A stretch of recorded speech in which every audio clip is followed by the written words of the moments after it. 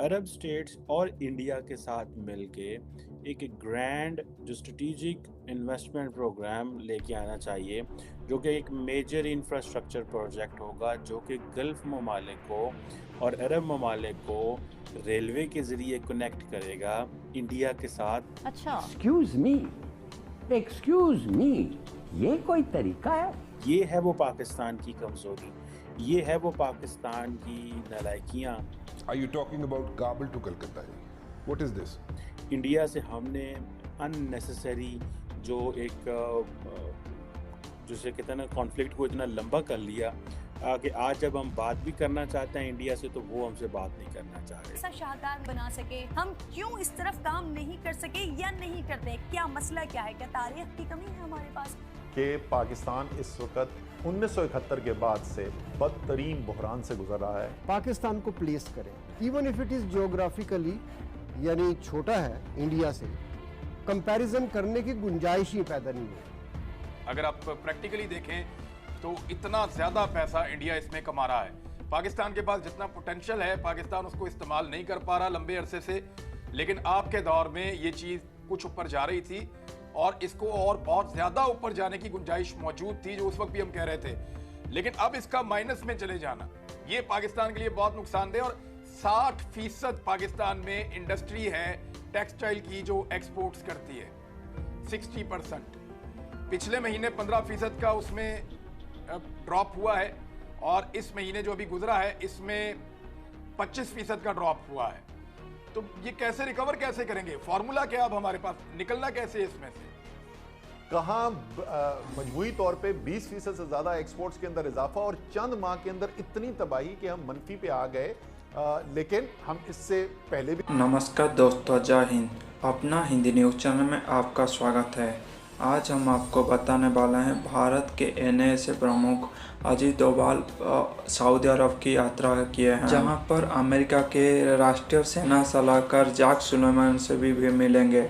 Jack Suleman Twitter पर tweet किए हैं कि सऊदी अरब के प्रिंस बिन सलमान और उनके प्रतिनिधि के साथ वो भेंट करेंगे और इंडिया के नेशनल सिक्योरिटी एडवाइज़र जो अजीत डोभाल से भी भेंट करेंगे। जब में भारत और अमेरिका के बीच में मुख्य परियोजना पे बातचीत होगी और दूसरी तरफ भारत और सऊदी अरब में एक रेलवे कनेक्शन होगा जहां पे भारत और सऊदी अरब में एक्सपोर्ट इंपोर्ट हो सके, जहां पे इकोनॉमी की ग्रोथ हो सकते। और पाकिस्तान को ये सता रहा है कि भारत का आईटी एक्सपोर्ट बहुत आगे तक जा रहा है। इसके ऊपर आपकी क्या राय है कमेंट सेक्शन में ज़रूर बताएं। चलते हैं वीडियो पे। के एक ग्रैंड जो स्ट्रेटेजिक इन्वेस्टमेंट प्रोग्राम लेके आना चाहिए, जो कि एक मेजर इंफ्रास्ट्रक्चर प्रोजेक्ट होगा जो कि गल्फ ममालिक को और अरब ममालिक को रेलवे के ज़रिए कनेक्ट करेगा इंडिया के साथ एंड शिपिंग लेन्स के ज़रिए कनेक्ट करेगा। अब जारी बात है कि सारे मिडल ईस्ट में तो चलेंगी शिपिंग रेलवे होगा, लेकिन इंडिया को वो शिपिंग लेन के ज़रिए कनेक्ट करेंगे। ये है वो पाकिस्तान की कमज़ोरी, ये है वो पाकिस्तान की नालायकियाँ कि हमारी सरकार जो है ये बढ़ती हुई डेवलपमेंट्स को एक तो फोरसी नहीं कर सकी। इंडिया से हमने अननेसेसरी जो एक जिसे कहते हैं ना कॉन्फ्लिक्ट को इतना लंबा कर लिया कि आज जब हम बात भी करना चाहते हैं इंडिया से तो वो हमसे बात नहीं करना चाह रहे। सो एट फर्स्ट प्लेस तो मैं अपने आप को कहता हूँ कि हमारी गलतियाँ, जब भारत हमसे कारोबार की बात करना चाह रहा था तो वो हमने इग्नोर किया। आज देखें ना, उनके चीन के साथ 125 अरब डॉलर से ज़्यादा के ट्रेड है और अगर मामलात ख़राब नहीं हो रहे तो वो इस बिज़नेस की वजह से। सो इंटरनेशनल पॉलिटिक्स में we use the word complex interdependence. ये कॉम्प्लेक्स इंटरडिपेंडेंस है when you engage so much at so many multiple platforms कि आपके लिए कॉन्फ्लिक्ट या इस तरह की चीज़ें जो मुमकिन नहीं होती। अब अगर आपको याद हो कि इंडियंस ये समझते हैं अमेरिकन ये समझते हैं कि जो चाइना का बेल्ट एंड रोड इनिशिएटिव है उसका जो मेन जो चीज़ है वो तो है ही मिडल ईस्ट है। और चाइना एक नया सिक्योरिटी आर्किटेक्चर मिडल ईस्ट में लेके आना चाहता है, जिसमें अगर आपको याद हो, उन्होंने ये जो मीना रीजन है, जिसे middle east and north Africa कहते हैं, जिसमें इजिप्ट एंड और ये सारे ऊपर ममालिक हैं, वहाँ पे बैठ के चाइनीज़ जो है वो अपने इंटरेस्ट को वॉच करना चाहते हैं, और वो समझते हैं एनर्जी सिक्योरिटी और इकोनॉमिक टाइज इस खित्ते में बढ़नी चाहिए। और चाइना जो है वो अपनी जो स्ट्रेटेजिक रिलेशनशिप है बेल्ट एंड रोड इनिशिएटिव को लेकर के वो कर रहा है। अब देखिए, चाइनीज़ इस बात में अमेरिकन्स को बहुत टाइम लगा है चाइनीज़ को प्रीएम्प्ट करने में। चाइनीज़ को प्रीएम्प्ट नहीं कर सके टेक्निकली, क्योंकि बेल्ट एंड रोड इनिशिएटिव तो 2013-14 से मार्केट में आया हुआ है। अभी उनको 10 साल हो रहे हैं, बहुत सारा पैसा उन्होंने लगा दिया है। अमेरिकन्स जो हैं वो अभी देख रहे हैं, अगर आपको याद होगा, एक इन्होंने एक प्रोजेक्ट बनाया था इंटरनेशनल इन्वेस्टमेंट समथिंग, मुझे अब उसका नाम नहीं आया, जिसे हम $40 ट्रिलियन का आगे पता नहीं कितने का वो प्रोजेक्ट लेके आ रहे हैं, और लेकिन वो वहीं का वहीं एक G7 में इन्होंने डिस्कस कल ही किया। रिपोर्ट इशू की और वो कह रहे हैं कि कम से कम ये 20% पे तो पहुंचने ही वाला है। उससे जो है सरमायाकारी बिल्कुल रुक जाती है और उससे आती है बेरोजगारी। इस वक्त पाकिस्तान के अंदर अगर आप सिर्फ 3 चीज़ों को देखें, सबसे बड़ा पाकिस्तान में रोज़गार का ज़रिया ज़राअत का जो हशर हुआ हुआ है, वो सब जानते हैं। इस वक्त किसी किसान से बात कर लें तो किस मुश्किलात का शिकार है इस वक्त किसान, और हमारी फसलें किस तरीके से बुरी तरीके से मनफी तौर पे मुतासिर हुई हैं, वो सबको पता है। दूसरा, जो शहरी इलाके के अंदर सबसे बड़ा रोज़गार का ज़रिया है वो कंस्ट्रक्शन है। हमारी सीमेंट की खपत जो है वो 22% गिर गई है, तो उससे आपको नज़र आ रहा है कि कंस्ट्रक्शन की इंडस्ट्री सुकड़ रही है, यानी दिहाड़ीदार जो है वो बहुत बड़ी तादाद के अंदर, लाखों की तादाद के अंदर बेरोजगार हो रहा है। सनतों में सबसे बड़ा रोजगार पैदा करने वाला टेक्सटाइल है, आपने खुद ही नंबर उसके बता दिए।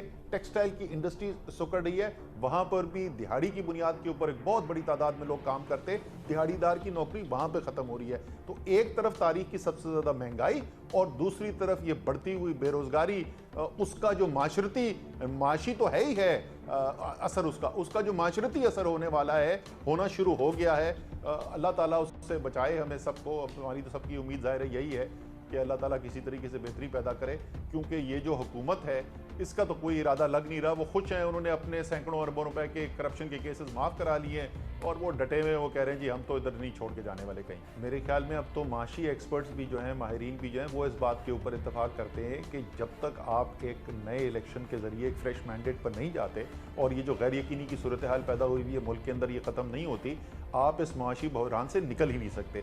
इसलिए ये हमारी सियासी ज़रूरत नहीं है, ये मुल्क की इस वक्त माशी ज़रूरत है कि हम एक नए इलेक्शन की तरफ जाएँ।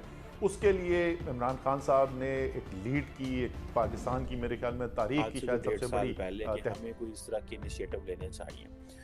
अब ये जो स्ट्रेटेजिक इंफ्रास्ट्रक्चर के प्रोजेक्ट्स हैं मिडिल ईस्ट में, अब इसमें ज़ाहिर बात है चाइना को वो बाहर रखना चाहते हैं, चाइनीज़ इन्फ्लुएंस को कम करना चाहते हैं, मिडिल ईस्ट में वो इन्वेस्टमेंट्स करना चाहते हैं, इंडिया का वो रोल लेना चाहते हैं। सो रिसेंटली एक डिस्कशन चली जी कि कल को ये होगा कि जी इंडिया जो है वो अमेरिका के साथ नहीं खड़ा होगा व्हेन इट कम्स टू कोई जगह चाइना के साथ कुछ इस तरह के हालात पैदा होते हैं।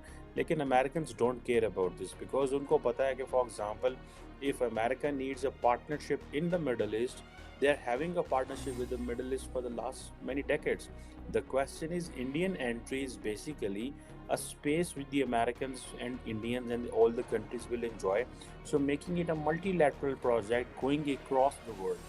ठीक है, इसी से वो सारी इंडो पैसिफिक, एशिया पैसिफिक की जो मार्केट है उसको भी वो कैप्चर करेंगे और वहाँ पे भी करेंगे। अब बाइडेन एडमिनिस्ट्रेशन जो है अरब वर्ल्ड को वो कह रही है जी कि हमने कनेक्ट करना है, गल्फ के रेलवे प्रोजेक्ट बनाएंगे और इंडिया की जो सी पोर्ट्स हैं वो कनेक्ट होंगी। और अब ये जो क्वेश्चन है ये बड़ा एक जिसे कहते हैं ना इम्पोर्टेंट है। अब इसमें आप ये देखें कि अगर इंडिया जो है उसको तो ऑलरेडी अमेरिकन्स काफ़ी हद तक